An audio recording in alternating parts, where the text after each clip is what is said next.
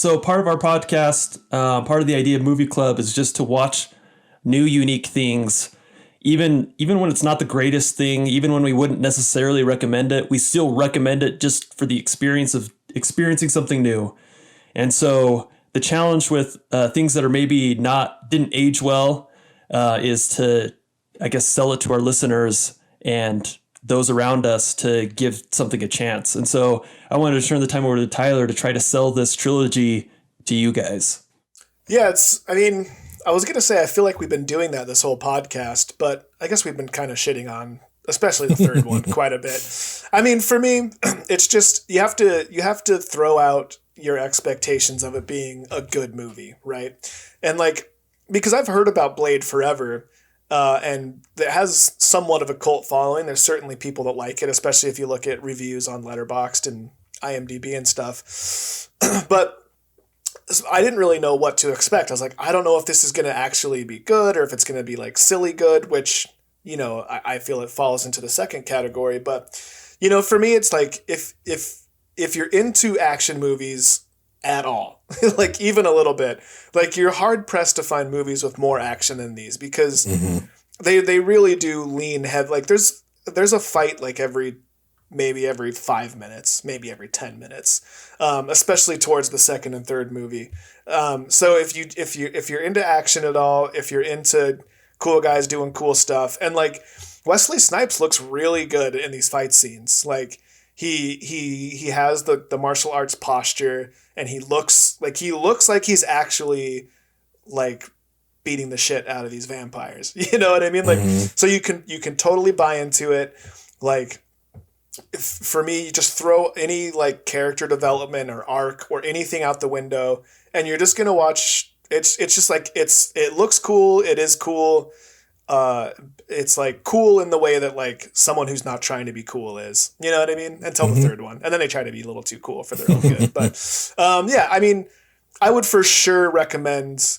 I know, Ben, you said in your review that you would recommend the third one to anyone looking to watch any Blade, and I would recommend the second one. But I mean, I think we're splitting hairs there. I think if you just want to watch a silly action movie, then, you know, you can't do much worse than Blade. Yeah, I think the second was great. I may have misspoken. I wouldn't necessarily recommend the third to anybody. I just know if I was going to go back and watch one from the trilogy, that's the one that I'd put on for like the fun, whatever, you know, like looseness of it, of not caring about it. But I do think, you know, 2 is definitely the best one. I wrote down, if I was trying to sell the trilogy, I was trying to come up with kind of like an elevator pitch. So I said, okay, I don't know why I'm already laughing. This is really dumb, but it's like start off the Marvel cinematic. Well, it's not the MCU. I don't know how I'd phrase this. The third one had the Marvel credits at the beginning. Oh, it did, right? Yeah. Okay. So I'll say like start out your Marvel superhero watch from the writer and one of the writers and people behind the story of the Dark Knight trilogy, as he teams up with arguably the greatest 90s action film actor to tell the story of Blade with both campy and horror elements. Guillermo del Toro directs the sequel, and the dude from the second most popular Star is Born is his sidekick. And we get cameos from Ron Perlman, Norman Reedus, Ryan Reynolds, Jessica Biel, Parker Posey, Patton Oswalt, and Natasha Lyonne. I feel like that's how I would try to sell this to people. It's like, you're going to get all this stuff. I don't think it's like the sum of its, you know, parts isn't really greater than the individual parts, but I don't know. I think you just say like, yeah, it's part of the like Dark Knight trilogy. The guy that like helped write that did this. My only nitpick with your pitch is that really how we're going to describe Kris Kristofferson? How would you describe him? Oh, I mean, the dude wrote Sunday Morning Coming Down. He wrote that one song that I can't remember right now. Janis Joplin sang it. He's a singer?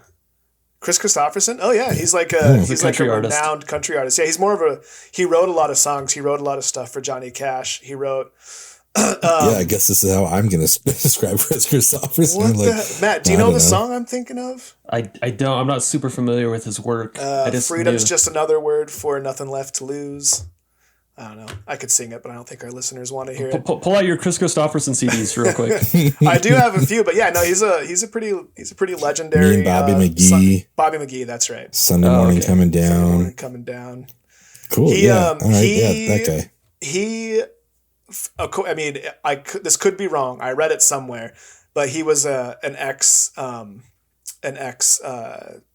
Air Force guy, and the legend is that he flew a helicopter onto Johnny Cash's property and delivered him the demo tape for Sunday Morning Coming Down, and Johnny Cash loved it so much that he went and recorded it, and so the story goes. But yeah, he's a legend, man. Country Music Hall of Fame. He was in The Highwaymen with Waylon Jennings, Willie Nelson, and Johnny Cash. That's right. Well, I'm probably disappointed whatever the country music version of Palter is. I'm sorry. That's okay. He had a really funny quote in a Rolling Stone article about Toby Keith, and maybe we can try to find it. But he was talking shit about Toby Keith, and he said, Toby Keith is doing to country music what pantyhose did to finger fucking. I remember hearing that. So that's how I would describe Kris Kristofferson, is the man who said that legendary quote. Yes. I'm disappointed that more country artists didn't do what WWE actors do and try to be in more superhero movies. Right? Yeah. Be the sidekick. It's like, but yes, he also was in the second most popular A Star Is Born. So you're not wrong. Not wrong. Just imagine Captain America. Imagine Captain America where Bucky Barnes is Garth Brooks. Hey. I mean, the Winter Soldier. That's a whole different thing. It'd be Chris Gaines, though. It wouldn't be Garth Brooks. It'd be Chris Gaines. Garth Brooks isn't an actor. Chris Gaines is an actor. There you go. Actually, I did make me, speaking of Kris Kristofferson, there's that scene in the third movie where he's like, seeing you surrounded by all these guys fighting breaks my heart.